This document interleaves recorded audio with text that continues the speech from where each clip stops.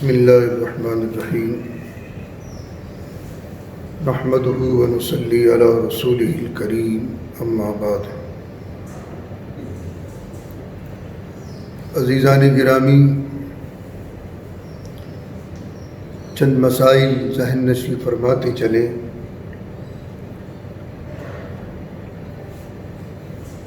گزشتہ ایام میں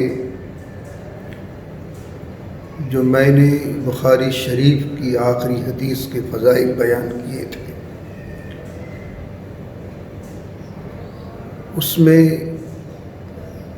جو کلمات تھے دعا کے، سبحان اللہ و بحمدہ سبحان اللہ العظیم، سبحان اللہ و بحمدہ سبحان اللہ العظیم، تو ممکن ہے کہ بعض سامعین کو یہ عبارت سمجھ میں نہ آئی ہو، اس لیے میں اس کو ریپیٹ کر رہا ہوں۔ سبحان اللہ و بحمدہ، واو کے ساتھ و بحمدہ سبحان اللہ العظیم۔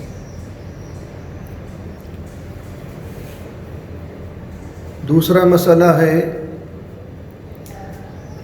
صدقۃ الفطر کا۔ ہمارے یہاں جو اس کا درمیانی جو ریٹ رکھا گیا ہے 50 روپے فی آدمی فی کس، کوئی زیادہ نکالنا چاہے اپنی طرف سے 60 دے دے، 70 دے دے، 100 دے دے، وہ اس کی مرضی ہے، لیکن ہمارے یہاں جو ریٹ رکھا گیا ہے وہ 50 روپے فی کس ہے۔ تیسرا مسئلہ ہے عید الفطر کی صبح صادق سے پہلے اگر کوئی شخص مر گیا تو اس کا صدقہ فطر نکالنا واجب نہیں ہے، اور اگر کوئی بچہ پیدا ہوا اور وہ زندہ ہے تو اس کا صدقۃ الفطر ادا کرنا واجب ہے۔ عید الفطر کے دن صبح صادق سے پہلے اگر کوئی شخص انتقال کر جائے، مرد ہو عورت ہو، بچہ ہو چھوٹا ہو بڑا ہو بچی ہو، تو اس کا تو صدقۃ الفطر واجب نہیں ہوگا۔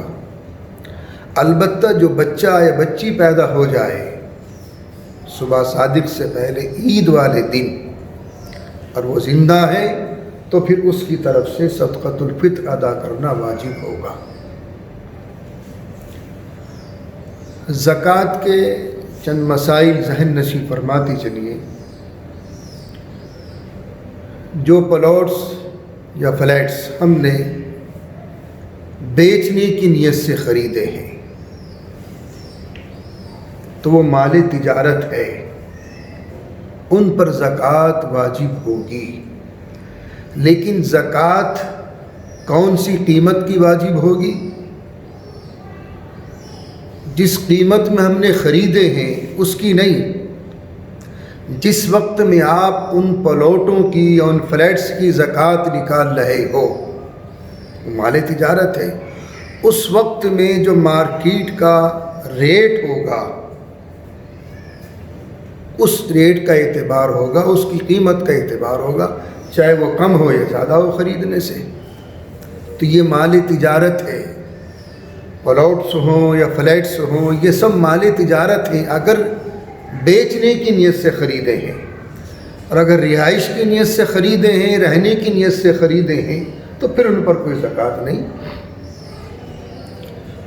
ایسے ہی وہ مکان جو ہمارے فالتو ہیں اور وہ کرائے پہ چڑھے ہوئے ہیں، یا وہ دکانیں جو فالتو ہیں جو کرائے پہ چڑھی ہوئی ہیں، ان کے کرائے کی آمدنی پر زکوٰۃ واجب ہوگی، بشرط یہ کہ یہ مال نصاب تک پہنچ جائے یا دوسرے مال سے مل کر نصاب تک پہنچ جائے۔